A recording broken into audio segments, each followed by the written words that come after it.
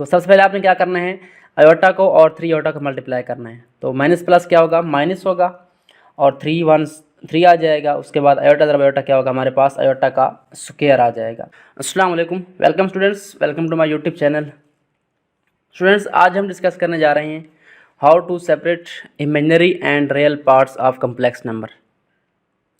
हमने सबसे पहले कम्प्लेक्स नंबर का जो बेसिक कंसेप्ट है वो डिस्कस किया था। उसके बाद हमने conjugate of complex number discuss किया। तो आज हम क्या करने जा रहे हैं, आज हम इमेजिनरी और real parts of complex numbers को अलग अलग करने जा रहे हैं, उनको आइडेंटिफाई करने जा रहे हैं। तो हमारे पास क्वेश्चन कैसे आ सकता है, क्वेश्चन हमारे पास गिवन है separate imaginary and real parts of the following complex number. हमारे पास कुछ कम्प्लेक्स नंबर मौजूद हैं, हमने क्या करना है, इनका रियल एंड इमेजिनरी पार्ट अलग करना है। तो सबसे पहले डिस्कस कर लेते हैं कि हमारे पास जो कम्प्लेक्स नंबर होता है उसकी हमारे पास जो जनरल फॉर्म होती है वो क्या होती है। तो हमारे पास जो कम्प्लेक्स नंबर होता है उसको हम नॉर्मली जेड का नाम देते हैं और इसकी फॉर्म हमारे पास क्या होती है, ए प्लस बी आयोटा। इसमें हमारे पास ए है, ये हमारे पास रियल पार्ट है, और जो हमारे पास आयोटा के साथ जो नंबर होता है बी और इसका साइन बी, ये हमारे पास क्या है, इमेजिनरी पार्ट है। तो हमने क्या करना है, सबसे पहले उस जो नंबर हमारे पास गिवन होगा उसको क्या करना है, हमने नाम देना है जेड का। उसके बाद उसका रियल पार्ट कैसे लिखना है, हमने आर ई लिखना है और उसके बाद ब्रैकेट में जेड को क्लोज कर देना है जो उसका नाम है कम्प्लेक्स नंबर का। इसका मतलब क्या है, real of z, in real part of complex number. और इमेजिनरी को हमने कैसे लिखना है, आई एम जी अगर ब्रैकेट और जेड लिखना है, इसका मतलब imaginary part of complex number. तो चलो स्टार्ट करते हैं। हमारा जो सबसे पहला क्वेश्चन है वो क्या है, हमारे पास सबसे पहले जो हमारे पास टाइप है वो क्या है, 1 प्लस आयोटा है। तो यहाँ पे अगर आप लिखें 1 प्लस आयोटा, तो इसमें हमारे पास देखें तो हमारे पास कौन सा पार्ट रियल है, कौन सा इमेजिनरी है। तो यहाँ पे जो हमारे पास नंबर है वो क्या है, 1 है, ये हमारे पास रियल है। और जो आयोटा के साथ नंबर हमारे पास है वो क्या है, इमेजिनरी है। अब यहाँ पे देखें तो आयोटा के साथ कुछ लिखा हुआ नहीं है, इसका मतलब यहाँ पे क्या है, 1 है। तो हमारे पास जो इमेजिनरी पार्ट है वो भी क्या है, हमारे पास 1 है और साइन क्या है इसका, प्लस है। तो हम क्या लिखेंगे, यहाँ पे 1 लिखेंगे। तो पहले पार्ट में हमारे पास जो रियल पार्ट है वो भी 1 है और इमेजिनरी पार्ट वो भी क्या है, 1 है। चलिए उसके बाद नेक्स्ट पे चलते हैं। हमारे पास क्या है, -1 + 2 आयोटा। यहाँ पे हमारे पास क्या गया है, -1 + 2 आयोटा। तो ये हमारे पास कम्प्लेक्स नंबर आ चुका है।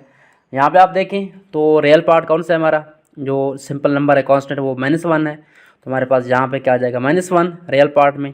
और इमेजिनरी पार्ट में क्या आएगा, आयोटा के साथ हमारे पास कौन सा नंबर है, 2, और साइन कौन सा है, प्लस है। तो हमारे पास क्या आ जाएगा, इमेजिनरी पार्ट +2 आ जाएगा। नेक्स्ट हमारे पास कौन सा पार्ट है, उसके बाद हमारे पास है -3 आयोटा + 2। तो यहाँ पे हमारे पास क्या आ जाएगा, -3 आयोटा + 2। तो इसमें अगर आप देखें तो हमारे पास जो फर्स्ट नंबर है वो आयोटा वाला है, मतलब यहाँ पे क्या हो गया है, जो कम्प्लेक्स पार्ट है या इमेजिनरी पार्ट वो यहाँ पे आ गया है और रियल पार्ट यहाँ पे चला गया है। तो बात वही होगी, यहाँ पे अगर आप देखें जो आयोटा के बगैर वाला नंबर कौन सा है, वो 2 है। तो ये हमारे पास बन जाएगा रियल पार्ट। और जो आयोटा के साथ है वो क्या है, -3 है। तो हमारे पास क्या बन जाएगा, इसका जो इमेजिनरी पार्ट है वो क्या बन जाएगा, -3 बन जाएगा। नेक्स्ट हमारे पास एक पार्ट है 2 + 0 आयोटा। तो इसको लिखते हैं हम 2 + 0 आयोटा।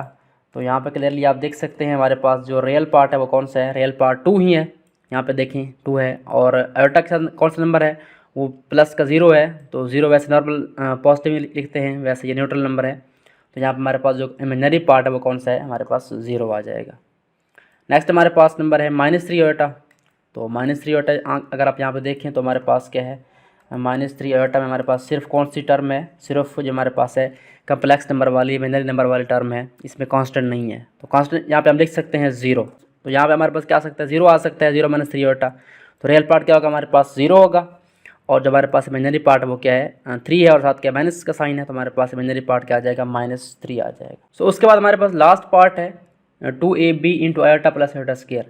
ये हमारे पास जो कम्प्लेक्स पार्ट है, हमने क्या करना है, इसको सॉल्व करना है पहले। यानी यहाँ पे हमारे पास जनरल फॉर्म में नहीं है, इसको क्या करना पड़ेगा, थोड़ा सॉल्व करना पड़ेगा। तो यहाँ पे आप देखें तो ये हमारे पास 2ab जो है वो मल्टीप्लाई हो रहा है आयोटा + आयोटा स्क्वायर के साथ। तो पहले हम मल्टीप्लाई करेंगे इसको, उसके बाद इसका रियल पार्ट और इमेजिनरी पार्ट राइट करेंगे। तो हमारे पास क्या आ जाएगा, इसको मल्टीप्लाई करें 2ab को आयोटा के साथ, हमारे पास क्या आएगा, 2ab आयोटा आ जाएगा। और प्लस हमारे पास क्या आएगा, जब ये 2ab मल्टीप्लाई होगा आयोटा स्क्वायर के साथ, हमारे पास क्या आ जाएगा, 2ab आयोटा का स्क्वायर आ जाएगा। उसके बाद क्या करना है, नेक्स्ट स्टेप में आपने वही नंबर लिखना है z। 2ab आयोटा हमारे पास वैसे आएगा क्योंकि ये हमारे पास क्या आ चुका है, सिंपल फॉर्म में आ चुका है। उसके बाद आयोटा स्क्वायर आपके पास क्या होता है, -1 के बराबर होता है। तो आपने क्या लिखना है, +2ab वैसे लिखना है एज इट इज़। और आयोटा स्केयर क्या होता है हमारे पास -1 के बराबर होता है। इसकी वैल्यू पुट कर दें। हमारे पास नेक्स्ट स्टेप में क्या होगा, नेक्स्ट स्टेप में हमारे पास जो है ये आ जाएगा हमारे पास general form of complex number. इसको हम राइट कर लेंगे 2ab आयोटा, और यहाँ पे देखें प्लस माइनस क्या होगा, ये मल्टीप्लाई होंगे तो माइनस हो जाएगा और -2ab आ जाएगा। तो यहाँ पे हमारे पास जो नंबर है वो a प्लस आयोटिक फॉर्म में आ चुका है। यानी अगर आप इसको -2ab को यहाँ पे लिख दें स्टार्ट में और उसको प्लस में लिख दें यहाँ पे, तो ये हमारे पास क्या आ चुका है, a plus b aortic form में आ चुका है। यानी ये हमारे पास रियल पार्ट है -2ab, इसको हम लिखेंगे यहाँ पे -2ab। और हमारे पास जो कम्प्लेक्स पार्ट वो कौन सा है, 2ab है, यानी आयोटा वाला, यहाँ पे लिखेंगे इसको 2ab। तो ये हमारे पास मेथड है सिंपल। अगर आपके पास नंबर सिंपल हो यानी इस फॉर्म में हो तो आपने क्या करना है, सिंपली जो आयोटा वाला टर्म है वो इमेजिनरी पार्ट होगी और जो रियल नंबर है कांस्टेंट है वो क्या होगा, हमारे पास रियल पार्ट होगा। अगर इस तरह से क्वेश्चन आ जाए तो आपने क्या करना है, उसको पहले सिंप्लीफाई कर लेना है, यानी मल्टीप्लाई हो रहा है तो मल्टीप्लाई करना है। उसके बाद उसको क्या करेंगे, जब वो जनरल फॉर्म में आ जाएगा वहाँ से आप क्या करेंगे, रियल पार्ट और इमेजिनरी पार्ट को अलग अलग कर लेंगे। सो इस तरह का हमारे पास एक और पार्ट है, इसको सॉल्व कर लेते हैं। ये अक्सर एमसीक्यूज में आ जाता है। तो इसको आपने कैसे सॉल्व करना है, हमारे पास क्या आ जाएगा, यहाँ पर अगर आप देखें तो माइनस आयोटा क्या हो रहा है, मल्टीप्लाई हो रहा है 3 आयोटा प्लस 2 के साथ। तो सबसे पहले आपने क्या करना है, आयोटा को और 3 आयोटा को मल्टीप्लाई करना है। तो माइनस प्लस क्या होगा, माइनस होगा और 3 1 3 आ जाएगा। उसके बाद आयोटा दर आयोटा क्या होगा, हमारे पास आयोटा का स्क्वायर आ जाएगा। तो हमारे पास आयोटा का स्क्वायर आ जाएगा, यहाँ पे स्क्वायर लगा लेंगे पावर में। उसके बाद प्लस है हमारे पास, प्लस माइनस क्या होगा, माइनस ही होगा और 2 मल्टीप्लाई होगा आयोटा के साथ, हमारे पास क्या आएगा, 2 आयोटा आ जाएगा।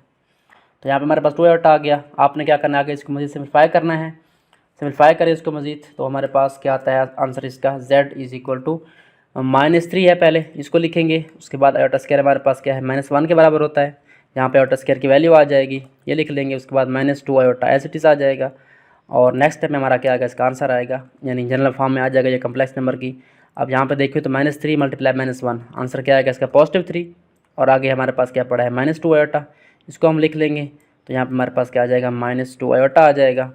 तो यहाँ पे अगर आप देखें तो हमारे पास रियल पार्ट कौन सा है, 3 है। तो यहाँ पे हमारे पास रियल पार्ट नंबर क्या आएगा, 3, और इमेजिनरी पार्ट क्या आएगा हमारे पास, -2 आ जाएगा। So students, I hope so आपको ये topic real part and imaginary part of complex number, इनको हमने कैसे अलग अलग करना है, कैसे आइडेंटिफाई करना है, ये समझ आ चुका होगा। तो सिंपल स्टेप है, अगर आपके पास सिंपल ये जनरल फॉर्म में आ जाए, जिस तरह ये पहले 5 पार्ट थे हमारे पास, तो आपने क्या करना है, सिंपली ये रियल पार्ट को देखना है जो कांस्टेंट होता है आयोटा के बगैर वाला, और इमेजिनरी पार्ट क्या होता है जो आयोटा के साथ होता है।